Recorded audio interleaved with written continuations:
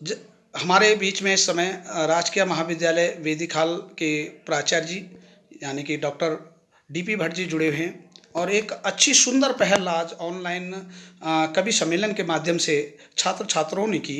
जहाँ तक अभिव्यक्ति की स्वतंत्रता की बात है, उसी को उजागर किया और अपने विचार इस समय कोरोना काल में जिसमें सभी छात्र किसी न किसी प्रकार से ग्रसित हैं, तो उसको यहाँ पर व्यक्त किया। तो मैं अपने प्राचार्य जी से यहाँ पर अनुरोध करूँगा कि जिस प्रकार की अभिव्यक्ति की स्वतंत्रता आपने सभी छात्रों को दी, उसके बारे में आपका क्या मूल्यांकन या क्या आपके विचार हैं? ये हमारे महाविद्यालय द्वारा जो ये काव्य गोष्ठी का आयोजन किया गया, जिसका विषय था मन की व्यथा। तो छात्रों के मैंने काव्य पाठ सुने, बहुत ही एकदम समसामयिक थे और जिस तरह से टॉपिक रखा गया था मन की व्यथा, उसी के अनुरूप उन्होंने वाचन किया। कई सारी रचनाएं स्वरचित थी, बहुत ही सराहनीय कार्य किया गया है छात्रों के द्वारा।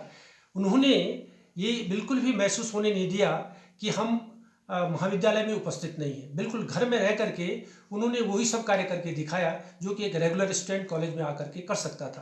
कहने का से चुनौती थी उनके सामने कोरोना की, कोरोना से बचना भी था, तो बच करके उन्होंने घर में ही सारा कार्य किया। उनकी सृजनात्मक शक्ति और बड़ी है। मुझे तो ये लगा कि उन्होंने जो ये कोरोना काल था, जो चुनौती थी, उसको अवसर में बदला है और बहुत ही अच्छा प्रदर्शन किया है। बहुत सारी ज़्यादातर कविताएं कोरोना से रिलेटेड थी। कोरोना पर उनकी जो मन की व्यथा थी वो थी।